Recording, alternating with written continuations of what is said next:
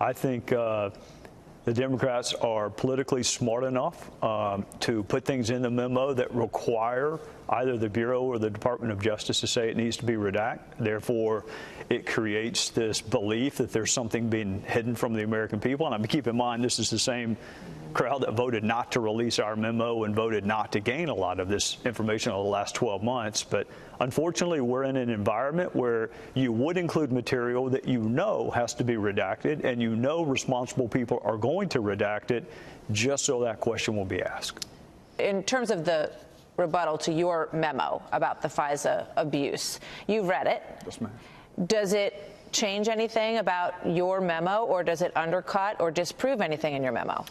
It doesn't to me. Keep in mind, whoever gets to go second, it's always better than going first because you know what you're responding to.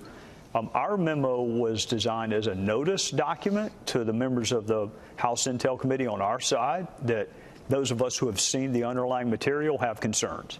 And ultimately, it was voted on to release to the whole House, and now it's public. But in its infancy, it was designed to notify other Republican members of what we had seen. The Democrat memo does attempt to rebut some of our points, but I think that the salient points made by our memo still exist, and they're still true.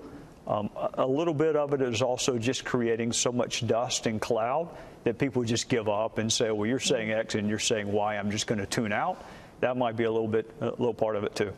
Bob Goodlatte said that he believed that the memo lays out a case for conspiracy. He used the word conspiracy, which is a crime. Do you agree with that? I love Chairman Goodlatte. He's one of my favorite colleagues. A conspiracy to me is an agreement, tacit or otherwise, between two people to commit an unlawful act. I used to do those cases. I never allege a conspiracy when simple incompetence will suffice as an explanation.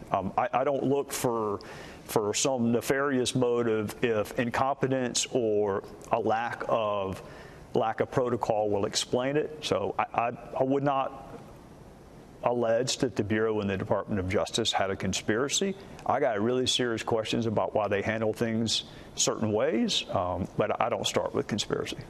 So Chairman Nunes, who you worked with on this memo, has suggested that there's a lot more to come and that the investigation continues. It looks like the next place that you all are looking at is the State Department during the Obama administration. We know that there was a criminal referral that was made by Senators Graham and Grassley. In it, it includes this. The foreign source gave information to an unnamed associate of Hillary and Bill Clinton, who then gave information to an unnamed official in the Obama State Department, who then gave the information to Steele. What do you know about that? Everything that there is to know about it, and I've known about it for over a month. If you go and read the documents at the Department of Justice, you see it. I'm troubled by it. It is one reason I have tremendous respect for Michael Horowitz, who's the Inspector General of the Department of Justice. It's one reason that I reject the notion that the IG himself alone can investigate the Department of Justice, because there is a State Department component to this. It needs to be investigated. I don't view the investigation in terms of stages. To me, it's just one continuous investigation in pursuit of all relevant facts leading towards the truth. I'm pretty troubled by what I read in the documents with respect to the role the State Department played in the fall of 2016, with including information that was used in a court proceeding. I am troubled by it. So weeks before the election, somebody in the Obama State Department was feeding information from a foreign source to Christopher Steele.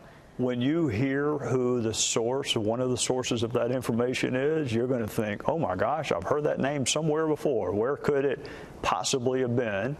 And the foreign source? The domestic source. And I'm trying to think how Secretary Clinton defined him. I think she said he was an old friend who emailed her from time to time. Sidney Blumenthal? That'd be really warm. You're warm. Yeah.